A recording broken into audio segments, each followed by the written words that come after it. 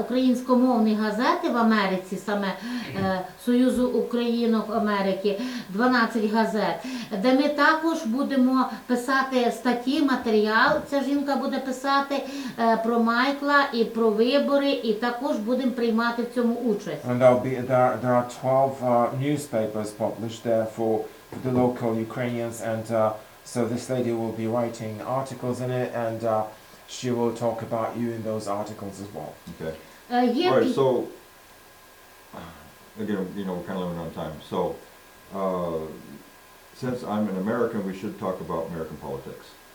Він американець, тому ми повинні говорити про політику в Сполучених Штатах. And how it affects Ukraine. І як вона до України стосується. Як вона, Україна сьогодні повністю залежить від Америки, і українці всі це знають. Because Ukraine is fully dependent on the US right now, and all Ukrainians know it.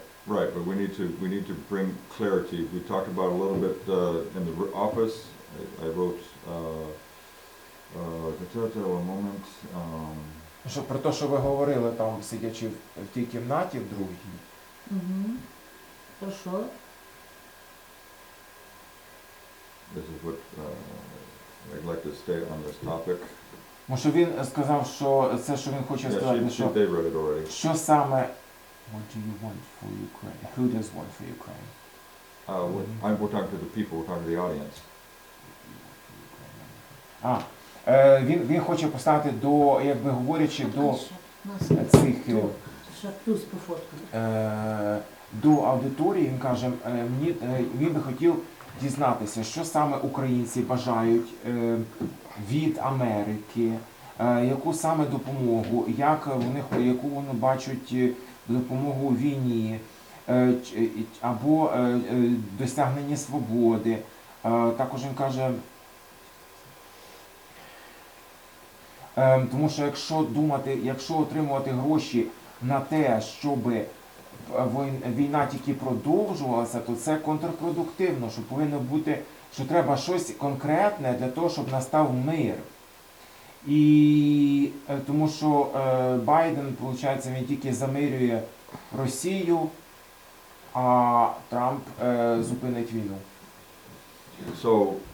В Україні перекручують роль Трампа і спеціально накручують і політичні різні структури за участю Байдена, звісно, тому що Байден не знає добре.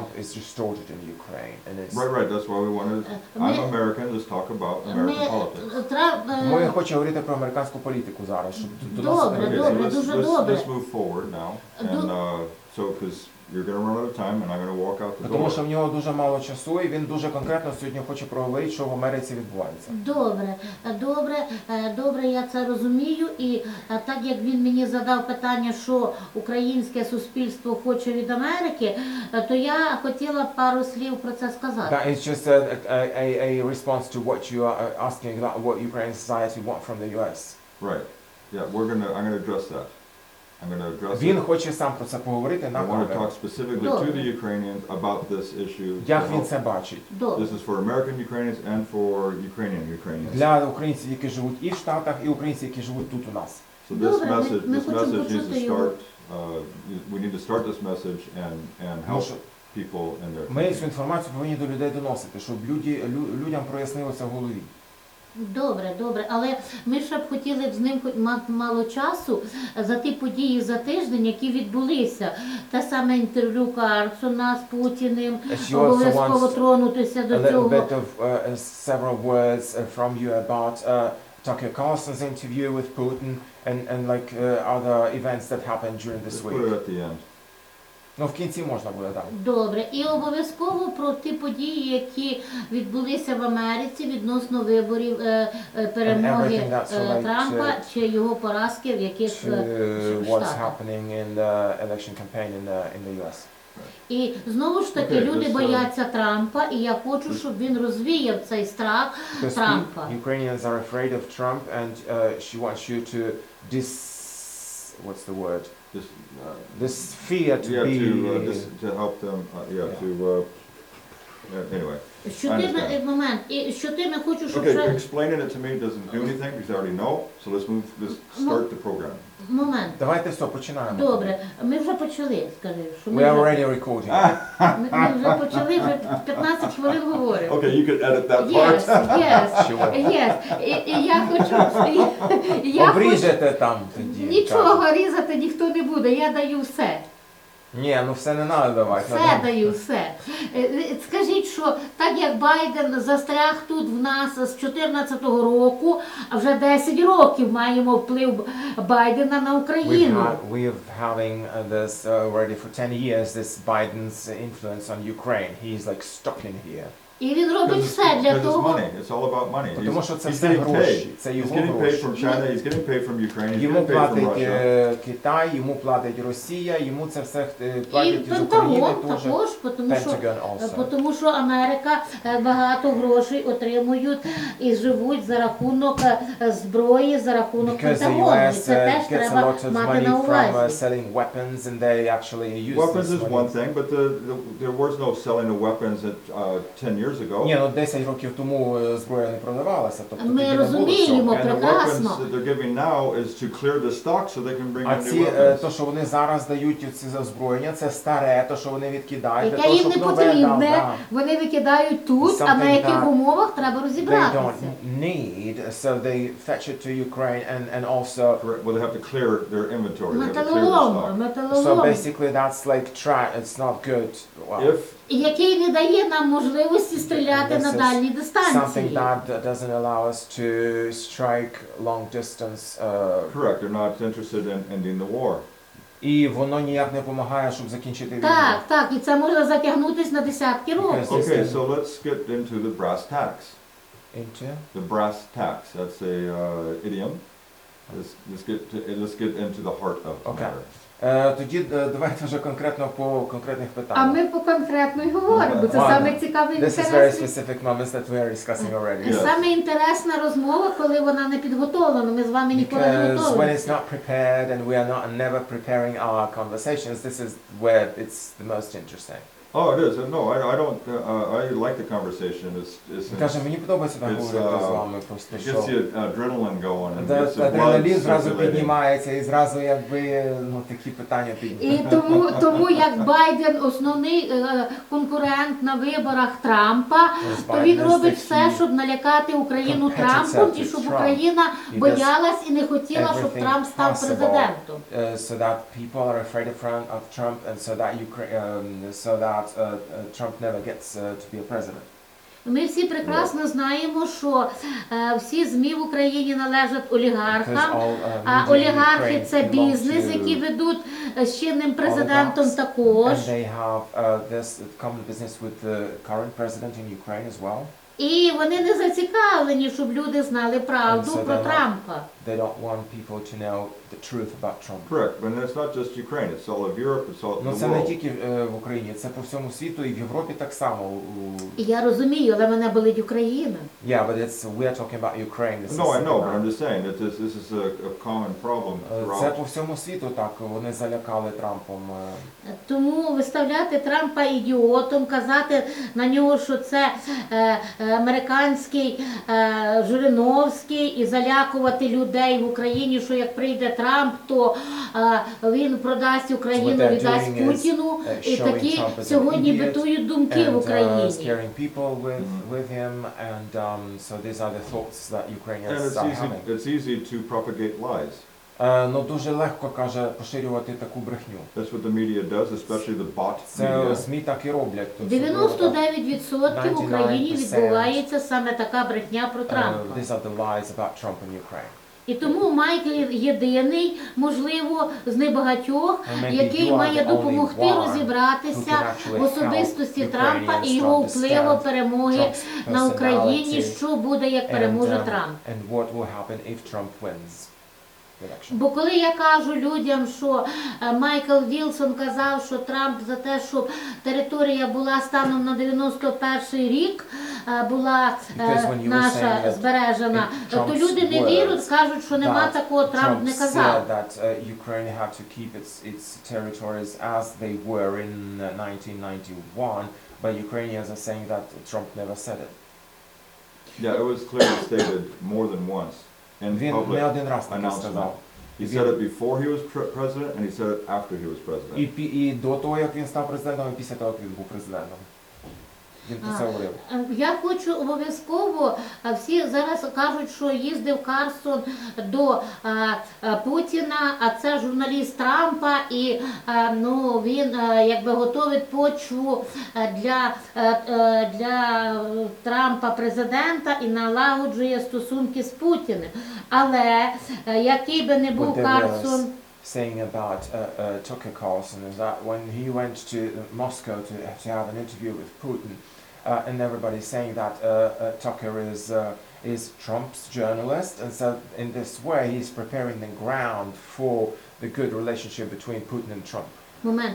Який би не був Карлсон, подобався він чи не подобався, але Карлсон показав Путіна 2 години інтерв'ю повним ідіотом, показав, як в нього тряслися ноги, і він сидів, Путін, і виглядав повним ідіотом. Він 27 хвилин тільки читав свою інтерпретацію історії, доказував історію України на свій лад. What Carlson did was he actually showed Putin as an idiot because he was just talking there for 2 hours, all of these things about history, and his legs were trembling, and so maybe unwillingly, but Carlson showed him in a very Weak manner. yeah. І після того, як було це інтерв'ю, то екс-президент Монголії показав карту Монголії і розказав Путіну, звідки взялася Росія, що вони монголи, і вони з їхньої території прийшли. The ex-president of Mongolia showed a map claiming the Russian territories from that they used to be under Mongolian Empire. So. Yes, yeah, there you go. So, yeah, so Putin's claim is totally farce and is totally historically wrong and just a bunch of lies. Ну да, тобто все те, що Путін каже, це просто набір таких брехні такої, яка спеціально підібрана про історію, те, що він розказує. Я хочу, щоб він більш детально остановився на інтерв'ю Путіна і прокоментував саме Карлсона, поїздку Карлсона, Путіна, що він казав про Україну і що думає про це Вілсон. Maybe a couple of words from you about what you think about this trip, Carlson's trip to Moscow, and about what was said during that interview about Ukraine. I didn't watch the whole interview because I was just sick of it. Ні, ну він все не дивився, тому що йому набридло. I watched the beginning part of it. I already saw all the lies being spewed. There was no point in me Тільки really. почав дивитися, побачив, що він там бреше постійно, все своє одне і те саме. I don't have tolerance for that. Він каже, мені просто терпіння не хватило на Now, це, щоб дивитися це все. I have to take into consideration that Tucker was able to get the interview, which was very unique. Але це була унікальна така штука, що дійсно, що Карлсон зміг взяти інтерв'ю в нього, це унікально було. And I'm not sure how much Carlton had to, or Tucker had to withhold getting into it deep because he's with an evil dictator. He was in Russia. Carl Tuckerson was in Russia. І проблема в тому, що Карлсон перебував на території Росії, тобто, можливо, він просто не міг би навіть і глибше зануритися в цьому інтерв'ю, щоб якусь ще інформацію з нього почерпнути, тому що, ну, все ж таки це інтерв'ю, по-перше, в Росії, а по-друге, з диктатором відбувається. Так, і 2 роки Путін не давав жодному іноземному журналісту інтерв'ю.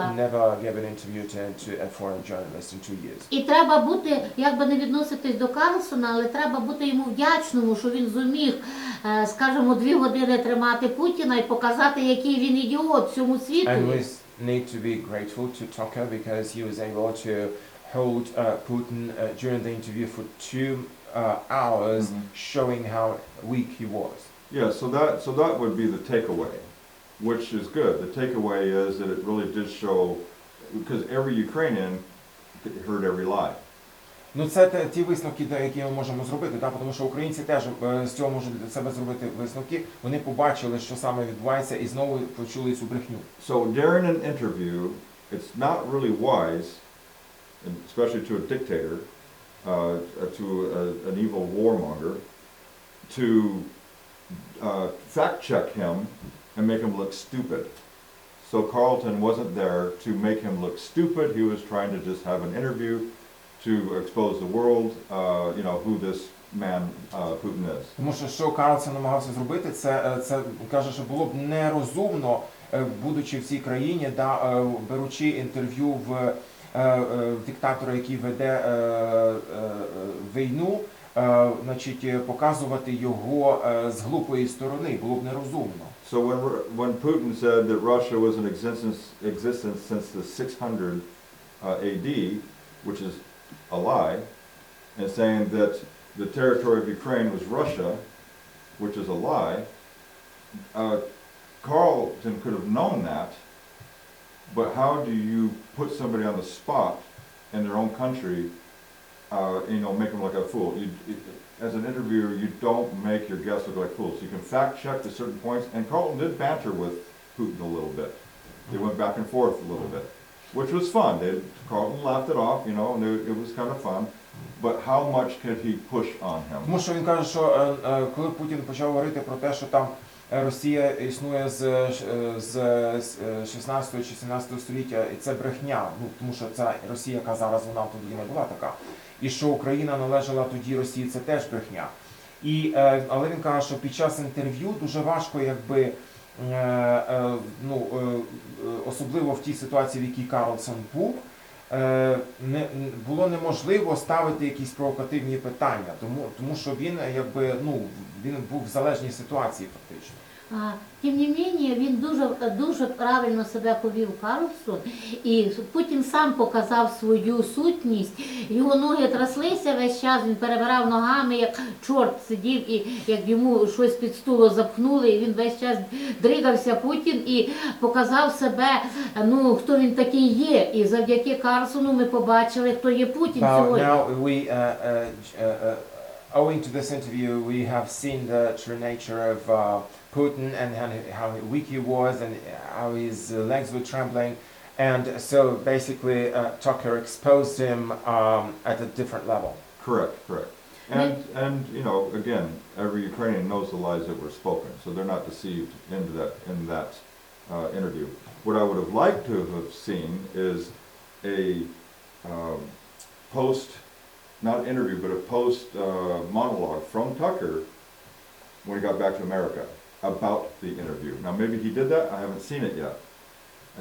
But at that point, because he is a historian, Tucker, he knows history, so he has the ability to do the fact checking on the interview, and then he can do a post monologue knocking down the lies that Putin just freely said. Він каже, що ми всі знаємо, що це брехня, то що Путін говорив, але він каже, що було б варто, щоб Карлсон зробив такий аналіз, такий після вже цього інтерв'ю, повернувшись в Штати, тому що він сам за фахом історик, і він міг би по фактах пройтися і сказати, що те, що Путін говорив, це брехня, це брехня, це брехня. А він каже, я поки що не знаю, чи Карлсон зробив таке, чи не робив таке. Майкл, і було б цікаво, щоб Карлсон сказав, що йому вдалося з Путіним в інтерв'ю, а щоб він хотів би змінити таку свою важку, дійсно, в кабінеті диктатора в Росії, будучи в їхньому окруженні і під їхні камери, вести себе якось по-іншому. How he could have behaved during the interview in a different situation if he hadn't been with the dictator. So what could have been changed? It would have been different. Yeah. Don't forget, Putin can't leave his country without being arrested. So he couldn't have an interview in any other country. Треба пам'ятати, що з Путіним неможливо взяти інтерв'ю в якійсь іншій країні, тому що як тільки Путін кудись приїде, його мають арештувати. Тому But it's a landmark for that interview to happen. I'm impressed. with Він Tucker's каже, що ability to set that up. мене вразило це інтерв'ю, це дійсно є певна віха така в І цьому. Карлсону я особисто як журналіст дуже вдячна, бо всі, So I'm grateful to Carlson as a journalist. бо всі до нього з претензіями, чому він не зробив то. Because Хай стануть на місце Карлсона і everybody підуть на is інтерв'ю до Путіна. criticizing him, but those who criticize, they better go to Russia and try to take an interview with Putin. Right. Так. Yeah, no, it's right, exactly. That's what I'm saying. I'm impressed with the fact Його that it дуже happened. вразило і те, як Карлсон повів себе, і взагалі, що це сталося. І якщо- So we can see that it was lies that he was speaking. It was an open interview. There was no propaganda in there. It was, you could see the trembling, you could see the weakness, you could see the asinine statements that he made, his reasonings why he's taking back Ukraine because it's Russia's from 600 AD, all of the, BS lies that were stated. We could see it all. It's clearly there in front of us. If it was the mainstream media that had that interview, they would have spun it differently and they would have cut the pieces. In other words, they wouldn't do it open to our interview. They would have edited it and then, broke it down and made it specifically the way they wanted to push the agenda the way they wanted to. As fear mongers that the news media is, they would make it nuclear war, nuclear war, nuclear war. Він каже, що ми побачили всю цю брехню, яку Путін казав, да? І зокрема про те, що Україна там належить Росії вже скільки там сотень років. І він каже, добре те, що ми побачили це інтерв'ю повністю, тобто ми можемо самі для себе оцінити, тому що якби це інтерв'ю зробили звичайні медіа, да, ЗМІ, то вони б його порізали таким чином, щоб показати людям тільки те, що свої наративи, тобто те, як вони це бачать. І це було б таке інтерв'ю, яке б просто залякувало людей, що там, наприклад, що ось буде ядерна війна, знову ядерна війна, або щось подібне. Ми з інтерв'ю чітко зрозуміли, що сам Путін боїться сам себе. Я особисто зробила такі висновки. My takeaway was that I actually saw Putin to be afraid of himself when speaking. Людина, яка має дітей, принаймні мала боятися хоча б за своїх дітей. He should have been at least worried about his kids because he has kids. Я про Путіна. Я хотіла б спитати Майкла зараз, як він відноситься, бо теж у нас подія тижня, зняли генерала Залужного, і як він відноситься до того, що поставили Сірського, як би там не було. Opinion about dismissal of Zaluzhny and that Syrskyi is now the commander general. What do you think of it?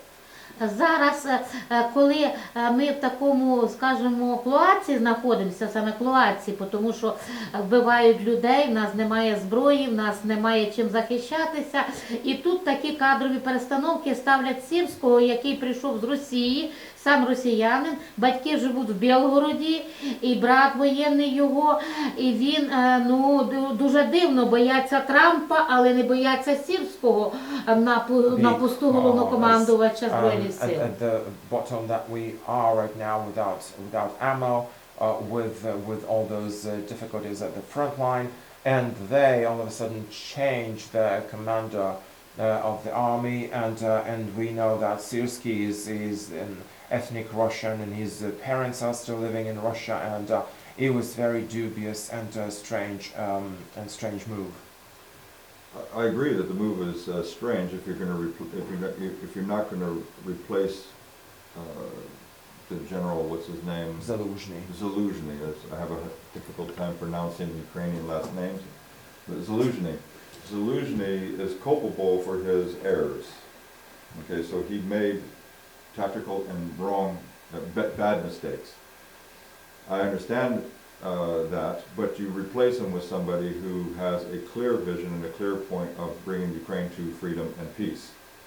I don't know the history or the background of the new general, which is Syrskyi. I don't know enough about him to be able to make a judgment about him. Він каже, він не може зараз нічого конкретного сказати, тому що можливо, варто було Залужного змінити через ті помилки, яких він пропустився. Стосовно Сирського, він каже, я про нього нічого не знаю, я не можу нічого конкретного про нього сказати. Ну, уявіть, його батьки живуть в Росії, є заручниками того ж Путіна, його сім'я знаходиться там, а головнокомандувач, він буде, наприклад, там бомбити, стріляти в російських громадян, якими є його батьки. Syrski's parents are still in Russia, and they Valentina is saying that they might be taken as hostages of Putin, and how would a general hit the territory of the country where his parents still live? So it's very... I don't know. I mean, that's again, I don't know enough.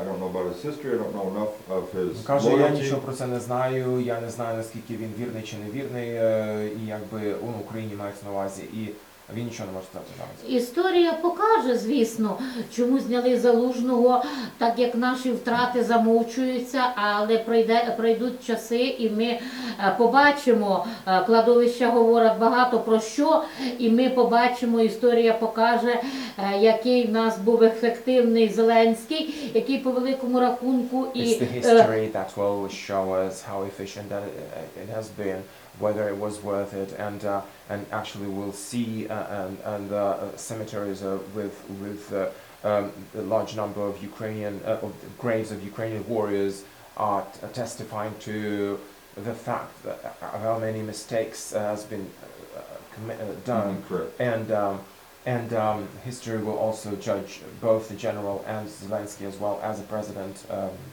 Yeah, there needs to be accountability, no question.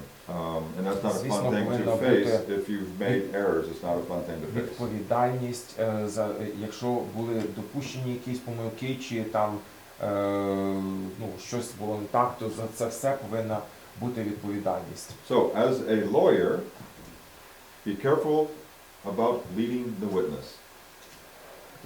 Leading the witness. It's actually a legal term. When a lawyer has a witness on the stand and they are asking questions, giving them information to mislead them to thinking. Right. І він каже, тому ви, як адвокат, завжди треба розуміти, куди, як правильно спрямувати свідка, щоб свідок давав ті показання, які потрібні, а не ті, які він там, тобто це завжди теж важливо. Як кажуть, у нас, на жаль, і, мабуть, не тільки в нас, а в всьому світі політика розходиться з законом. Вона, якщо победителі не судять, є така приказка, і якщо відома така фраза історична, знав, хто сказав її, у нас зазвичай буває так, якщо ти виграв вибори і ти переміг, і став на якусь посаду, то ті події, які відбулися, і ті смерті, які принесло твоє, скажімо, керівництво, тоді вони не беруться в знаки, і та людина не несе відповідальність, на жаль. І це дуже є несправедливо. Well, this is just a reply to the responsibility that unfortunately what is happening in Ukraine is that the law does not work as it should. It does not always work as it should, and as there's a catchphrase about saying that the winners are not judged. This means that whoever is on top in Ukraine, who's in authority, they are kind of immune to responsibility. But the winners, when it says the winners are not judged, if we win, then we're not judging those who led us into victory. That's what that phrase means. The winners are not judged. The losers are judged. When we win this war, we're not judging Zelensky, we're not judging those people who brought us to victory. Це також фраза, про переможців не судять. Він каже, він пояснює ще з іншого точки зору, що якщо, наприклад, ми виграємо цю війну, то тоді, якщо буде перемога і ми будемо переможцями, то тоді не будуть судити ні Зеленського, ні когось там ще, тому що ми переможці. The one thing that I really, and when I saw this complete invasion happen in 2022, the one thing that I looked at it, besides being negative and besides the increase in deaths that were happening on both sides, but mainly our civilians and the innocent people that were dying, is that this particular action that Putin took is going to end the 10-year war we've been in completely. The other one, the Donbass and the Luhansk and Donetsk and Crimea, those was an ongoing thing that just was we forgot about it sometimes. It was just a war that's happening in the east. It was still war, but now by him attacking all of Ukraine, now when it ends, the whole thing ends. It is over for good. Він каже, що він також ще в нього такий до цього підхід. Звісно, що коли сталося це повномасштабне вторгнення у 22-му році, при всіх його негативних аспектах, при тому, що скільки загинуло вже і бійців, скільки загинуло цивільного населення. Але на той момент ми вже стали забувати про те, що війна досі йшла на Донбасі. І він каже, що є такий, його розуміння таке, що якщо вже ця війна припиниться зараз, ця повномасштабна війна припиниться, це означатиме, що воно повністю поставить крапку і в тій війні, яка почалася ще на Донбасі. При умові, що наші території будуть повернуті. Якщо нас анексують і заберуть території, а закінчиться війна, і Україна вийде з цієї війни, вибачте, пошарпана, обкрадена і зґвалтована, і з такими втратами, то для чого, як це є несправедливо, і цього не має трапитися, тому ми дуже розраховуємо на Трампа, що саме він допоможе розібратися, раз Байден мовчить, раз Англія, яка підписувала наші кордони, цілісність наших кордонів і давали нам гарантію, всі мовчать. Світова дипломатія, вона тільки, Європа тільки піджужує, що треба давати нам зброю, щоб ми могли воювати. Но знову ж таки, ми ж не воюємо, ми захищаємося на своїй території. Тому ворога треба викинути за межі нашої території. Все просто, і це мають зробити дипломати. It's just that we need to understand that we don't want just a simple end of the war, because if we're not returning the territories that have been already captured by Russia, then what's the point of it? Because we don't want Ukraine to come out of that all raped and dismembered and everything. So that's why we would like Trump to come in and say his word and stop this, because we see that Biden is not doing nothing about it, and that the UK that gave its guarantees in the Budapest memorandum has done nothing, and that weapons that are provided to Ukraine are only to defend what we still have, rather than counterattack and recapture the territories that have been occupied. No, I didn't. I said, I didn't make any influence one way I didn't make any innuendos one way or another. Whether we're raped, we are already raped, or we're getting our territories back. I didn't say one way or another. I'm just saying that, the point that now, with the full war, when we come to peace, it'll be over.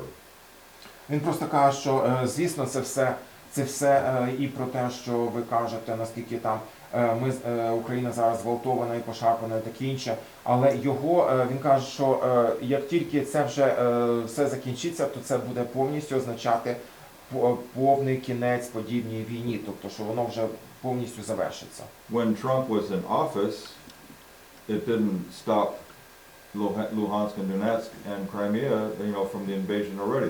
It was still going on, and we were still being attacked during that time.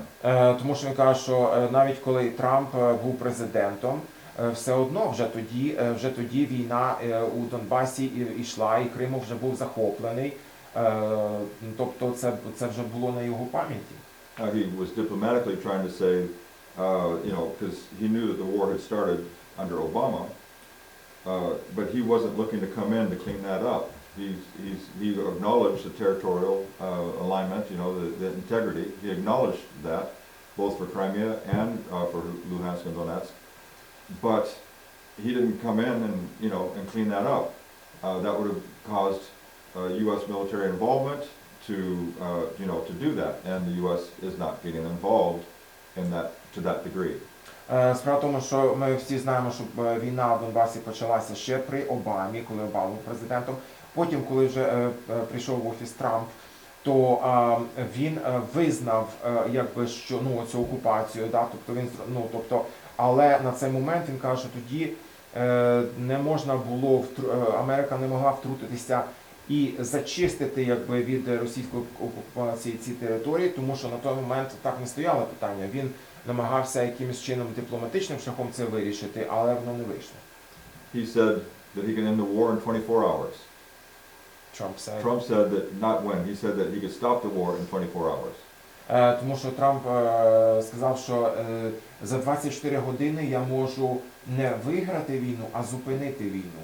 That's, we don't know exactly what that means. Is that all the territory back?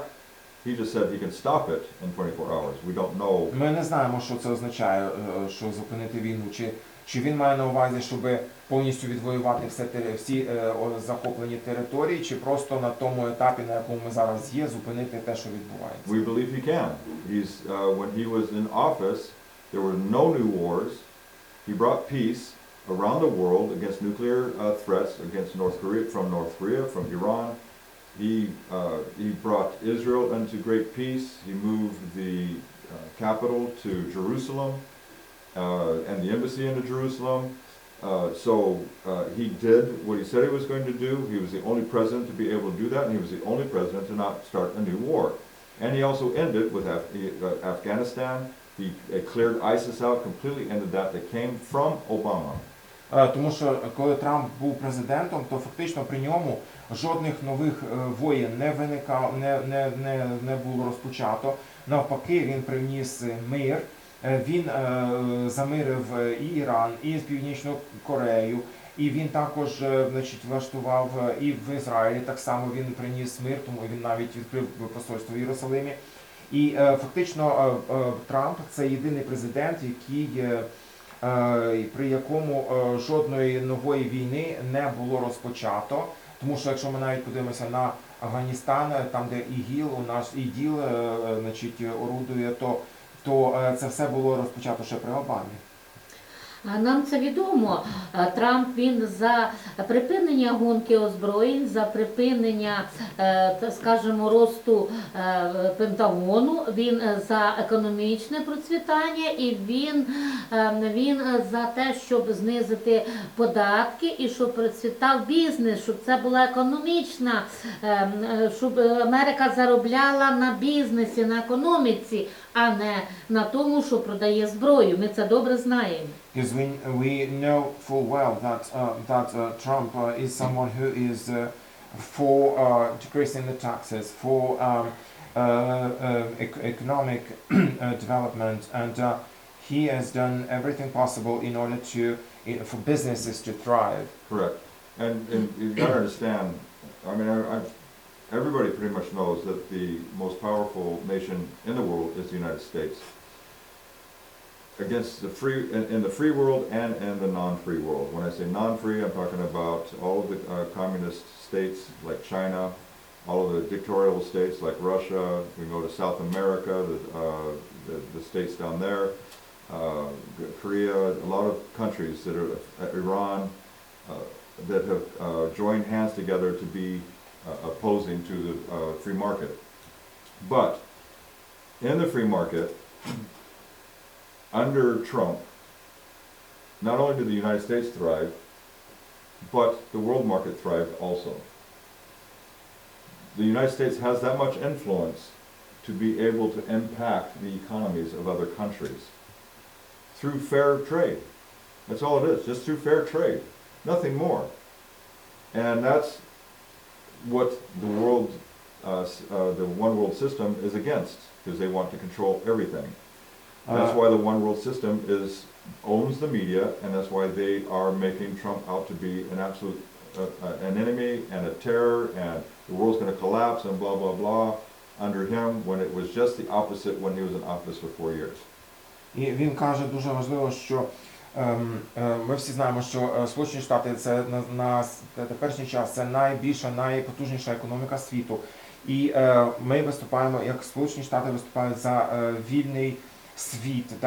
І коли ми говоримо вільний світ, ми маємо на увазі і ті країни, які вільно розвиваються, і ті країни, які зараз перебувають, скажімо, там комуністичні країни, як Китай, або, наприклад, це вже не вільний світ, або, наприклад, Росія, яка є фактично диктатурою. Ну і ми говоримо також, він каже, про інші країни, які існують, наприклад, диктатури у Південній Америці. Він каже, при Трампі, що відбувалося, що завдяки тому, що було дано зелене світло розвитку економіки взагалі в Штатах, це повністю повпливало на процвітання економіки по всьому світу, тобто на всю світову економіку.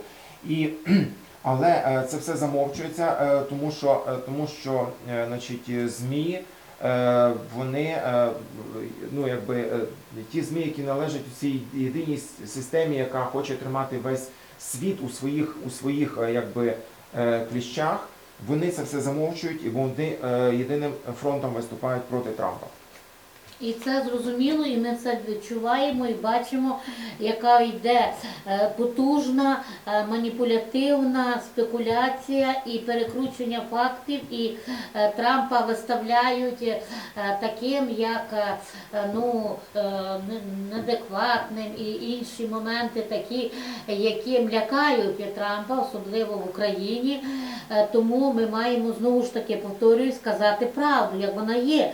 Трамп, він по своїй натурі, по його особистість, якщо аналізувати його життя, він людина бізнеса насамперед, він не є людина спецслужб, він не є людина якихось там таємних операцій, які там інші президенти, той же Байден має безпосереднє відношення до воїн, і які розв'язувалися в всьому світі, за рахунок яких обогащалися, скоріш всього, бізнесові трансконтинентальні військові, скажімо, корпорації, і Байден, звісно, з цього мав сиск.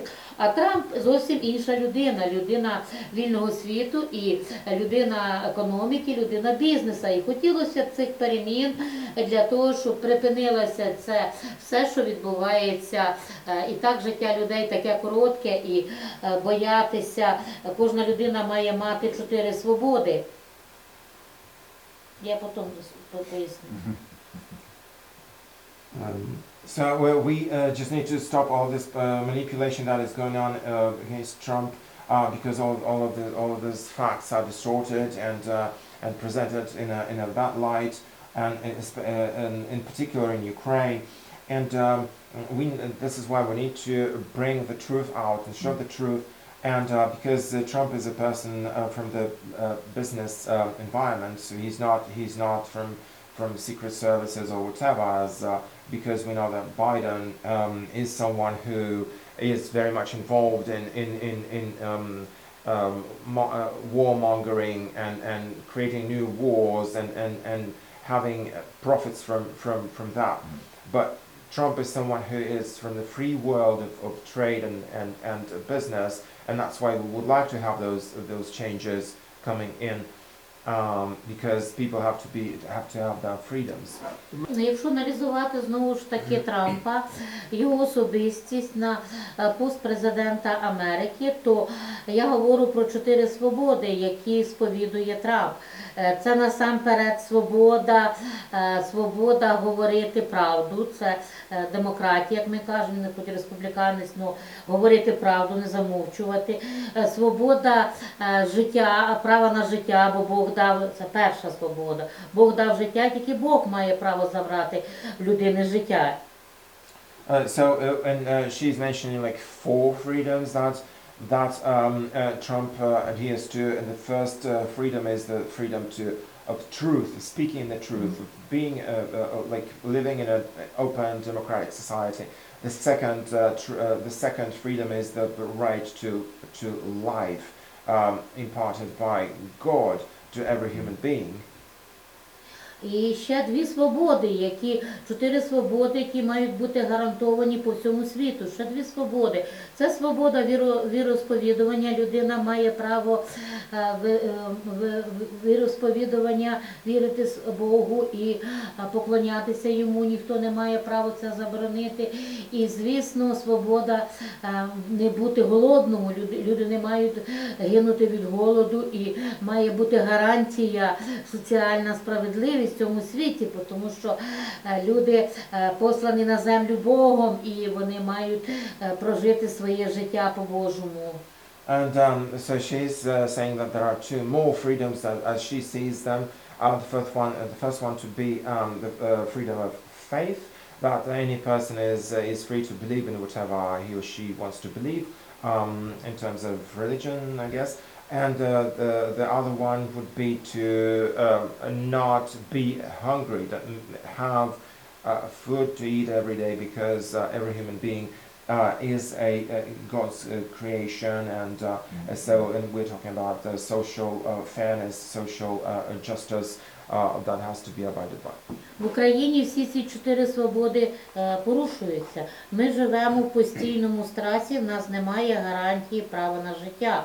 Нас вбивають, нами воюють, і ми самі не можемо сьогодні без зовнішнього втручання жодним чином зупинити війну в Україні. В нас немає економіки, в нас немає зброї, щоб захистити себе.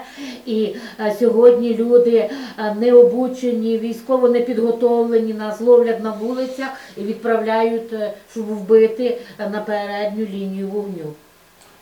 And all of those freedoms are violated in Ukraine, because we don't have right now the freedom of the basic freedom to life.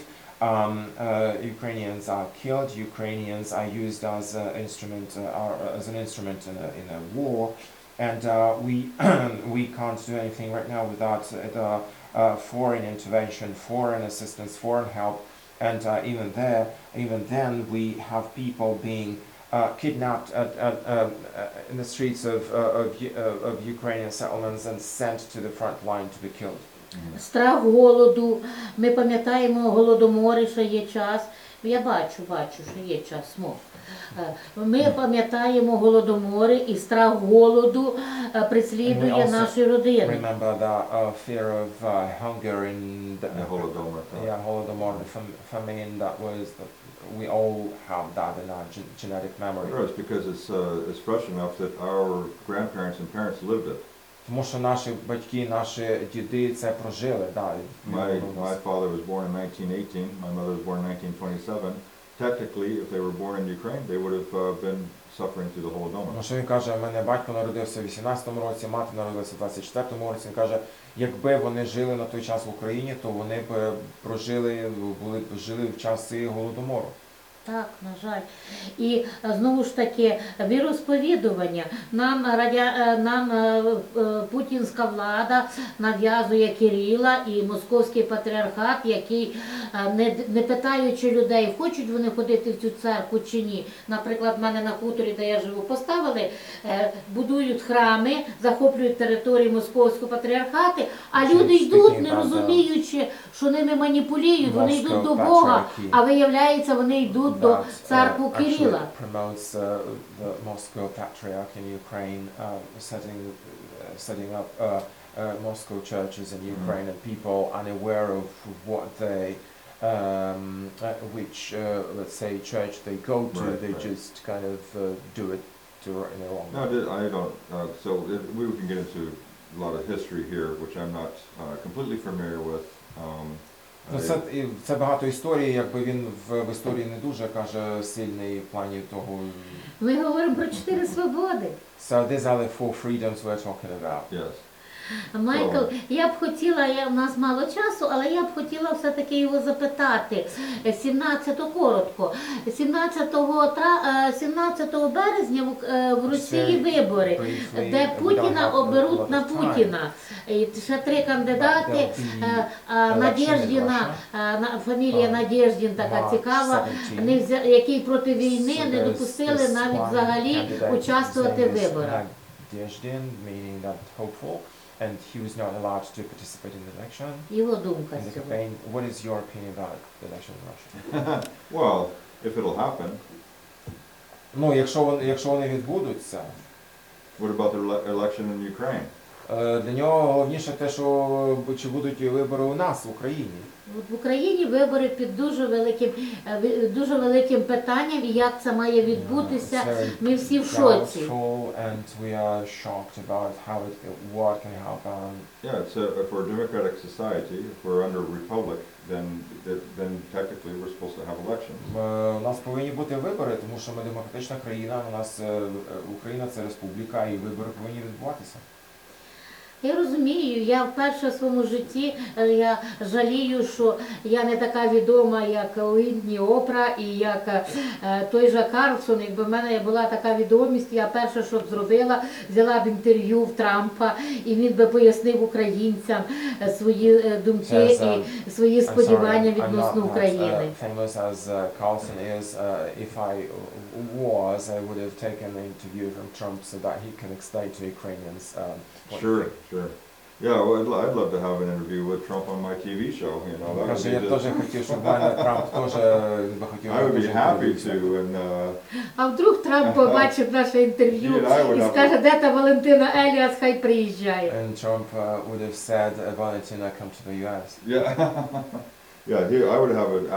Добре, я погоджуюсь, наступний вівторок знову наше інтерв'ю, Okay, але я б Tuesday. хотіла все-таки, у нас два моменти по Народному трибуналу, де ми можемо вплинути, щоб зупинити війну в Україну, саме політика Америки, і друга тема, вона відкрита, вона в нас розглядається, іде слідство саме про депортацію українських дітей до Росії і про орден на арешт Путіна. About the deportation of Ukrainian kids and also the arrest of Putin. This is something that the two cases that are being investigated as part of. Sure, but she could have Ukrainians on for that conversation. Ну тут можна запросити українських експертів, які можуть про це Ми поговорити. це робимо, і я хотіла б його долучити до цієї роботи як експерта, як журналіста-детектива, розслідувача, його досвід, бо він військовий, професійний, і саме він знає злочини війни, воєнні злочини, на цьому розуміється, криміналіст. It takes everybody. Everybody has their part and role to play, and everyone has their strengths to bring to the table. And we have a whole team that is doing the investigation. Кожна людина має право привнести своє дата, яка знається на тих питаннях. Кожна людина може щось своє привнести, свій внесок, якісь дати, і все це народжується у такій спільній співпраці і діалозі. Тож ми сподіваємось на нашу подальшу співпрацю і сподіваємось на його високий рівень довіри до нього, нашої платформи і його велику значимість для нас як експерта і військового експерта саме. І ми віримо, що в співпраці з ним народиться істина, яку ми можемо використати для того, щоб зупинити війну в Україні. Shine so that peace come to Ukraine.